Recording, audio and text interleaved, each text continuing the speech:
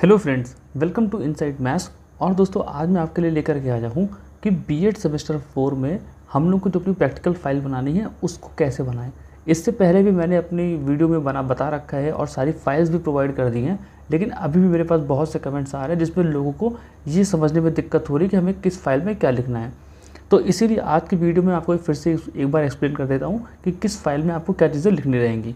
सबसे पहले हम लोग बात करते हैं मॉर्निंग असेंबली में। तो देखिए, सबसे पहले मॉर्निंग असेंबली में आपको जो उसका बेसिक इंट्रोडक्शन होता है वो लिखना है। जैसे कि मॉर्निंग असेंबली होती क्या है, ठीक है, किस लिए की जाती है, उसका एम क्या है, ऑब्जेक्टिव क्या है, इस तरह की चीज़ें आपको लिखनी रहती हैं। उसके बाद है आपको लिखना है उसमें प्रेयर के बारे में कि आपकी जो भी आपका स्कूल है इंटर्नशिप का, उसमें कौन कौन सी प्रेयर होती थी।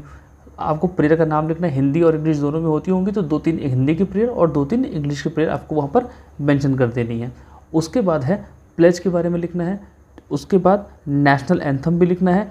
और अगर आपके स्कूल में कोई न्यूज़ होता है, थॉट होता है या फिर जीके क्वेश्चन आंसर बोले जाते हों, तो इस तरह की चीज़ें जो भी असेंबली में होती हैं वो आप सभी को वहाँ पर मेंशन करनी है।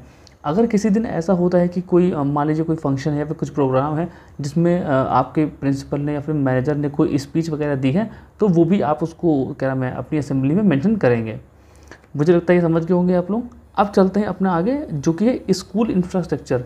इसमें आपको क्या लिखना है। देखिए, जितनी मैं बातें बता रहा हूँ आपको सिर्फ उतनी ही चीज़ें लिखनी है। कई लोग बोलते हैं कि हमें स्कूल इंफ्रास्ट्रक्चर में टाइम टेबल भी लिखना पड़ेगा और किस टीचर का नाम है वो सब भी चीज़ें लिखना पड़ेगा, तो ऐसा नहीं होता। आप खुद सोच के देखिए, स्कूल इंफ्रास्ट्रक्चर में टाइम टेबल क्यों लिखेंगे, है ना। वहाँ पर तो कोई लॉजिक ही नहीं है टाइम टेबल को लिखने का। तो जितना मैं बता रहा हूँ आपको वो सारी चीज़ें लिखनी है अपनी फाइल के अंदर।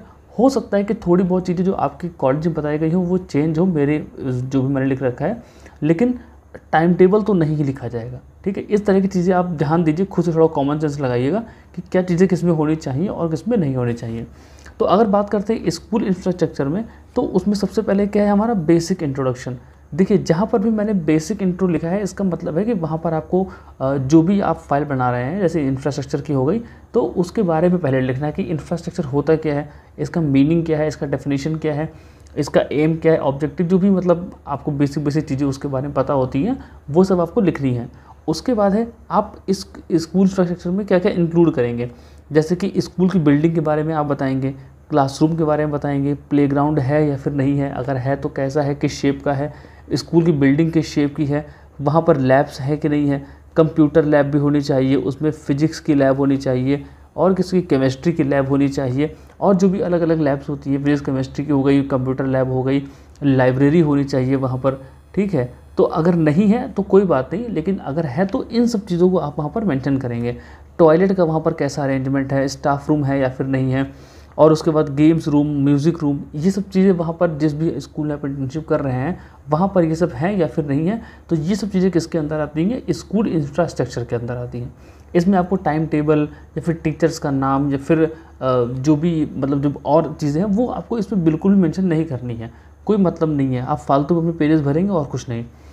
उसके बाद अगर हम लोग बात करते हैं ड्यूटी बाय प्रिंसिपल, कई लोग इसमें भी बोलते हैं कि हमने टीचर्स के नाम लिख दिए हैं, स्टाफ रूम में कौन कौन सी पूरी लिस्ट बना दी है, तो ये सब आपको नहीं करना है। ड्यूटी असाइंड बाय प्रिंसिपल में हमको सिर्फ और सिर्फ चीज़ें क्या लिखनी है वो यहाँ पर है। बेसिक इंट्रोडक्शन कि प्रिंसिपल होता क्या है, प्रिंसिपल का काम क्या है, प्रिंसिपल के बारे में थोड़ा बहुत चीज़ें आप लोग बता दीजिए जो कि सब में बता रही हैं आपको।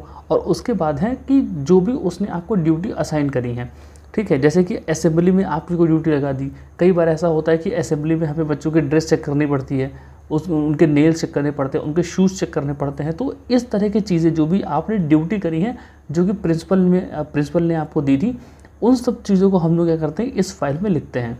तो पहला हो गया असेंबली में आपकी क्या क्या ड्यूटी लग सकती है। दूसरा है कि लंच में ड्यूटी लग जाती है।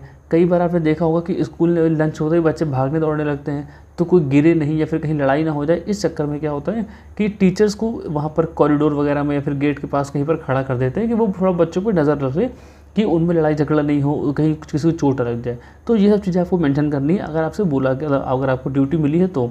उसके बाद है कि अगर आप इंटर्नशिप करने जाएंगे, हालांकि ऐसा होता नहीं है कि आपको इंटर्नशिप में ही फ़ीस काउंटर की जिम्मेदारी दे दी जाए, लेकिन फिर भी मान लीजिए किसी छोटे स्कूल में या फिर कहीं पर भी अगर आपको मौका मिलता है कि जहाँ पर आपको प्रिंसिपल ने फ़ीस काउंटर पर बैठने के लिए बोला है, तो आप उसको भी अपनी ड्यूटी में क्या करेंगे, इंक्लूड करेंगे। उसके बाद है कोई और ऑफिस का वर्क हो गया, तो उसको भी आप लोग इंक्लूड करेंगे। मान लो कोई डेटा एंट्री वगैरह हो गया है तो कुछ भी इस तरह की चीज़ें जो होंगी वो भी क्या होंगी, ड्यूटी असाइंड बाय प्रिंसिपल में आएंगी। इसमें आपको कोई और एडिशनल इन्फॉर्मेशन नहीं भरनी है।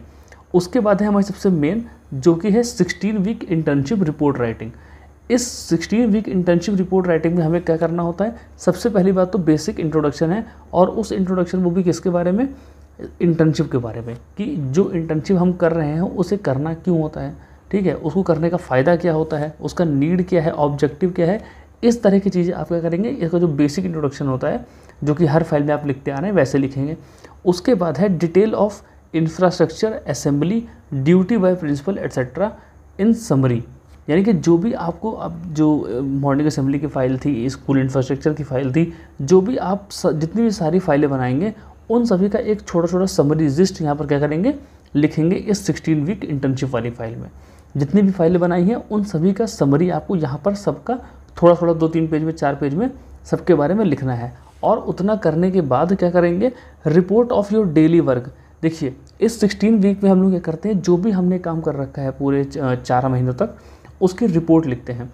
तो पहले हमने तो उसके बारे में बेसिक इन्फॉर्मेशन दे दी, अब हमें क्या करना है, अपनी रिपोर्ट लिखनी है। और रिपोर्ट लिखने का मतलब ये नहीं कि पूरा पेज आप भर देंगे, ठीक है। रिपोर्ट मतलब है कि एक समरी में रिपोर्ट देनी है, ठीक है। जैसे मान लीजिए कि आज आपने जो भी काम किया है उसको कम से कम शब्दों में लेकिन क्लियर, ठीक है, अपना मेंशन करेंगे अपनी फाइल में।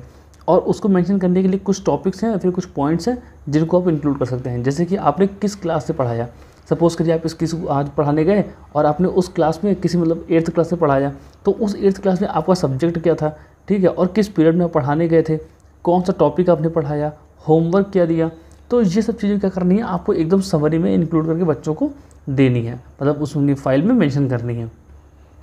और इससे ऊपर आपको कुछ भी नहीं करना। लेकिन ये फाइल थोड़ी सी मोटी हो जाएगी क्योंकि आपको पूरे 4 महीनों तक का इसमें डेटा फिल करना रहेगा। उसके बाद यहाँ पर है एक हमारी लास्ट, जो कि है रिफ्लेक्शन एंड कंसोलिडेशन फाइल।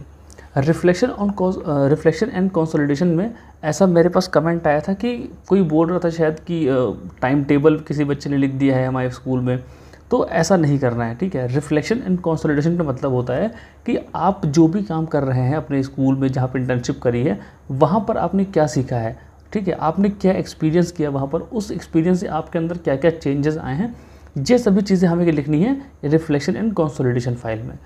तो अब देखिए सबसे पहले हम लोग यहाँ पर बेसिक इंट्रोडक्शन मतलब कि रिफ्लेक्शन का मतलब क्या होता है, कंसोलिडेशन का मतलब क्या होता है, इन सब की ज़रूरत क्या है, ये सब तो बेसिक चीज़ें आपको सब में लिखनी है, तो इसमें भी लिखनी ही पड़ेंगी। उसके बाद है कि आपने जिस भी स्कूल में इंटर्नशिप करी है वहाँ के टीचर से, स्टूडेंट से, प्रिंसिपल से और मैनेजर एक्सेट्रा, जो भी मतलब वहाँ पर जितने भी लोग रहते हैं उन सभी से आपने क्या क्या सीखा, आपका एक्सपीरियंस कैसा रहा उन सभी के साथ में, ये सब चीज़ें आपको वहाँ पर मेंशन करनी है। जो भी जिनसे भी आप वहाँ पर मिले, उनके साथ मिलने के बाद जो भी आपने एक्सपीरियंस किया, तो आपके अंदर उनसे क्या चेंजेस आए हैं, ठीक है। 4 महीने की इंटर्नशिप आपने करी है, तो उस 4 महीने से पहले आप क्या थे और उस 4 महीने की इंटर्नशिप के बाद आप क्या हुए हैं, उन सभी चेंजेस को आपको लिखना होता है। और उस 4 महीने में आपने क्या क्या नई चीज़ें सीखी हैं उसके बारे में भी लिखना होता है। इसके अलावा और कोई डिटेल नहीं लिखनी है। ये फाइल मुश्किल से मुश्किल बनती है तो वही 7 से 8 पेज या फिर 9 पेजेस में कंप्लीट हो जाती है, ठीक है। तो फालतू की चीज़ें ना लिखें, जो मेन चीज़ें हैं वो लिखें, क्योंकि अभी तो बहुत लंबी फाइल है सब, मतलब अगर देखा है तो बहुत सारा ही लिखना पड़ जाता है। तो अवॉइड करिए फालतू की चीज़ों को लिखने के लिए, खाली मेन चीज़ें जो कि सही हैं वो लिखिए। हाँ, थोड़ा बहुत जो चेंजेस अगर कॉलेज वाले करवाते हैं तो आप उसको ज़रूर मेंशन कर दीजिएगा, ठीक है। एकदम एग्जैक्ट यही मत लिखिएगा जो मैंने बताया है, कुछ बहुत चेंजेस आपके स्कूल वाले कराएंगे तो उसको भी फॉलो कर लीजिएगा। तो मुझे लगता है कि अब आपके सारे डाउट्स क्लियर हो गए होंगे। अगर आपको वीडियो अच्छी लगी हो, इन्फॉर्मेटिव लगी हो, तो प्लीज़ इसको आगे भी शेयर कर देना अपने दोस्तों को भी। और हाँ, अब कुछ दिनों बाद, मतलब मेरे ख्याल से मंडे से ही मैं जो है फर्स्ट सेमेस्टर की जो क्लासेस हैं वो भी टॉपिक्स वाइज नहीं, क्वेश्चन वाइज लेकर के आऊँगा। जैसे मैंने अभी इसको प्रैक्टिस कराई थी वैसे ही क्वेश्चन वाइज लेकर के आऊँगा। तो अगर आपके जानने में कोई ऐसा बच्चा है जो फर्स्ट सेमेस्टर में हो, तो उसको क्या नाम है, चैनल शेयर कर देना। और मिलते हैं अपनी अगली वीडियो में, तब तक के लिए बाय बाय।